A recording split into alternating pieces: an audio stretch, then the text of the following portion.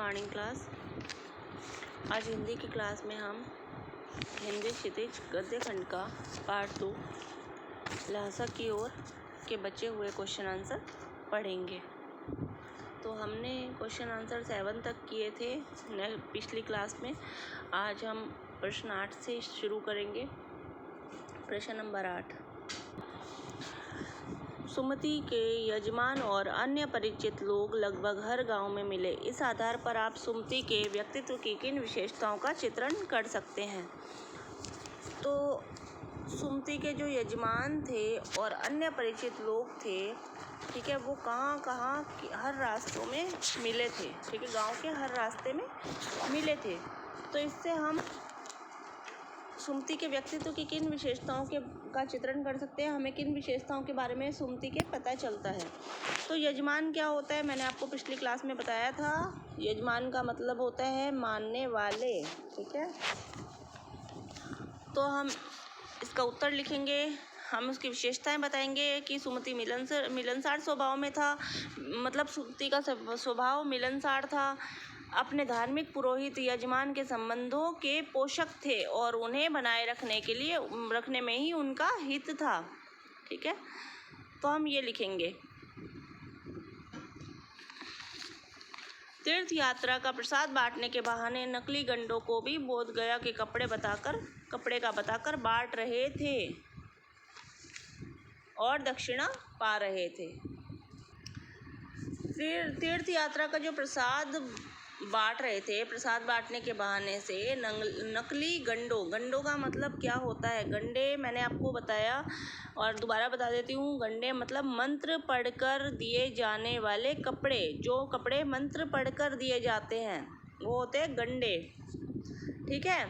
तो वो नकली जो मंत्र पढ़कर जो कपड़े दिए जाते हैं उनको भी वो बोध गया के कपड़े बताकर बांट रहे थे। तो हमें यही इनकी विशेषताएं लिखनी है, ठीक है।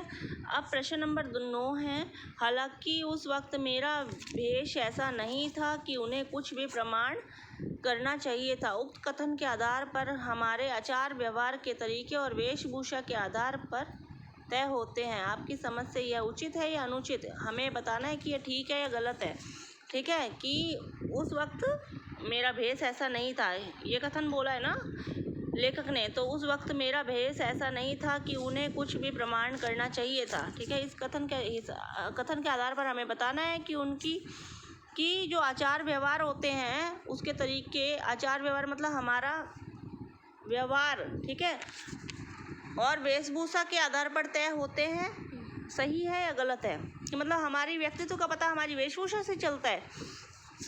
तो यह बात बिल्कुल अनुचित है, यह बात बिल्कुल गलत है। सामान्यतः यह माना जाता है कि वेश से व्यक्तित्व निर्धारण होता है, पर वेश ही व्यक्तित्व नहीं है। कपड़ों से व्यक्तित्व का निर्धारण तो होता है, व्यक्तित्व का पता चलता है, लेकिन वेश से ही व्यक्तित्व नहीं होता, वेश ही व्यक्तित्व नहीं होता। वेश का मतलब होता है हमारा पहनावा, हमारे कपड़े। और एक कहावत ऐसी है, जैसा हमने सुनी होगी, पुराने लोग बोलते थे, जैसा सादा जीवन उच्च विचार। सादा जीवन मतलब जीवन को सरल रखो, ठीक है, सादा जीवन जियो और विचार उच्च रखो, विचार अच्छे रखो, ठीक है। साधारण वेशभूषा पहनने वाला व्यक्ति भी महान हो सकता है। जो साधारण कपड़े पहनता है वो व्यक्ति भी महान हो सकता है। जैसे महात्मा गांधी, ईश्वरचंद्र विद्यासागर, प्रेमचंद्र, राजेंद्र प्रसाद, ये सभी महान व्यक्ति थे और ये सभी साधारण जीवन जीते थे और इनके लेकिन उच्च विचार थे, ठीक है। प्रश्न नंबर 10 है, यात्रा वृत्तांत के आधार पर तिब्बत की भौगोलिक स्थिति का शब्द चित्र प्रस्तुत कीजिए। वहाँ की स्थिति आपके राज्य या शहर से किस प्रकार भिन्न है? तो हमें तिब्बत की स्थिति के बारे में, भौगोलिक स्थिति के बारे में वर्णन करना है कि तिब्बत की भौगोलिक स्थिति कैसी थी और वहाँ की जो स्थिति थी वो हमारे राज्य से या शहर से जहाँ पे हम रहते हैं उससे किस प्रकार से अलग थी, ठीक है, ये हमें बताना है। तो हम कैसे, जैसा कि लेखक जब यात्रा पर गए थे तो उन्होंने बताया था कि यात्रा कैसी थी, जब वो जा रहे थे तो वहाँ पे बहुत सारे पहाड़ थे, ठीक है, पठारी भूभाग था, और जो वहाँ के जो मार्ग थे वो कैसे थे, बहुत गहरी घाटियाँ थी, ठीक है, बहुत ऊपर बहुत ऊंचाई पर जाना पड़ता था, और जो रास्ते थे चढ़ाई और उतराई वाले थे, ठीक है, बहुत चढ़ना पड़ता था और उतरना पड़ता था, ठीक है। कुछ भागों में तो खेती होती थी और सारी जो ज़मीन थी वो ज़मींदारों में बटी थी। कहीं धूप पड़ती थी, कहीं गर्मी रहती थी, कहीं एकदम बर्फ़ से जब छाया होती थी तो बर्फ़ से ठंडक हो जाती थी, ठीक है, बर्फ़ जैसा ठंड लगने लगती थी। तो इसमें हमें यही वर्णन करना है। तिब्बत पहाड़ी और पठारी भूभाग है, यहाँ पहुँचना बहुत कठिन है, यद्यपि इसकी सीमा भारत से लगी है। पूरे भारत से यहाँ के लिए गिने चुने मार्ग ही हैं। वे मार्ग गहरी घाटियों और ऊंचे पहाड़ों, बीहड़ दर्रों से होकर गुजरते हैं। तिब्बत की जलवायु भी विचित्र है, जहाँ धूप पड़ रही हो वहाँ तेज गर्मी और उसके निकट ही यदि छाया हो तो बर्फ सी ठंडक। पहाड़ों पर बर्फ ही बर्फ दिखाई देती है। रास्ते चढ़ाई और उतराई वाले हैं। कुछ भागों में खेती होती है। सारी भूमि जमींदारों में बटी है। जमींदारी का मुख्य भाग मठों का होता है। जमींदार बेगार के मजदूरों से काम करवाते हैं। ये सभी हमें इसमें बताना है जो हमने पढ़ा था पाठ में। प्रश्न नंबर 11 है, आपने भी किसी स्थान की यात्रा अवश्य की होगी। यात्रा के दौरान हुए अनुभव को लिखकर प्रस्तुत कीजिए।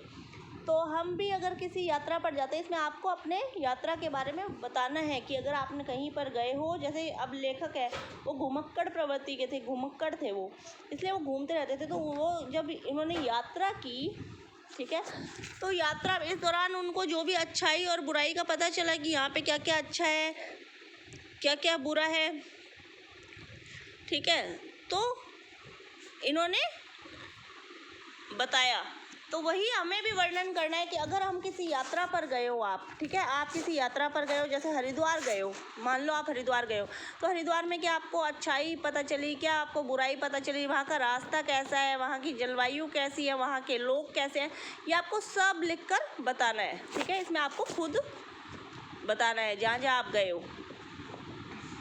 तो किसी भी एक यात्रा का आपको वर्णन इसमें करना है। तो ये क्वेश्चन आप करके बताएंगे मुझे।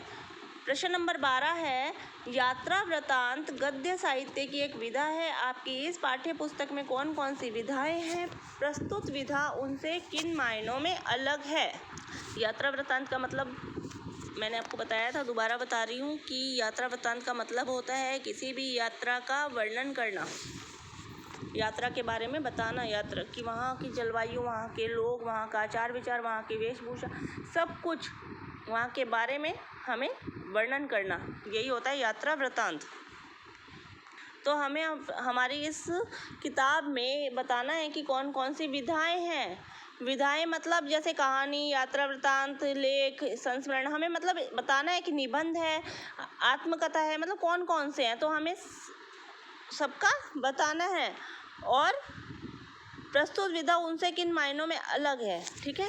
तो पाठ कौन से है हमारे? दो बैलों की कथा है जो हम पढ़ चुके हैं, तो ये एक कहानी है।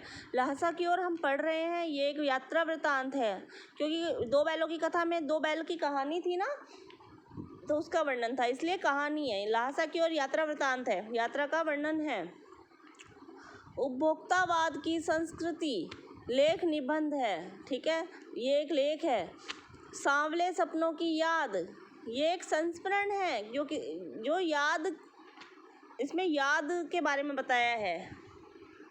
संस्मरण का मतलब होता है किसी भी व्यक्ति या किसी भी विषय पर जो लेख लिखा जाता है उसे हम संस्मरण कहते हैं। उसकी विषय की के बारे में बताया जाता है, विषय की याद में जो बताया जाता है उसे हम संस्मरण कहते हैं। प्रेमचंद्र के फटे जूते, ये एक व्यंग्य है। मेरे बचपन के दिन, आत्मकथा है। एक तोता और एक मैना, ये एक निबंध है, ठीक है। प्रश्न नंबर 13, भाषा अध्ययन। नीचे दिए गए वाक्य को अलग अलग तरीके से लिखिए। जान नहीं पड़ता था कि घोड़ा आगे जा रहा है या पीछे। घोड़ा आगे जा रहा है या पीछे, ये पता नहीं पड़ता था, तो इसको हमें अलग अलग तरीके से लिखना है। कैसे लिखेंगे?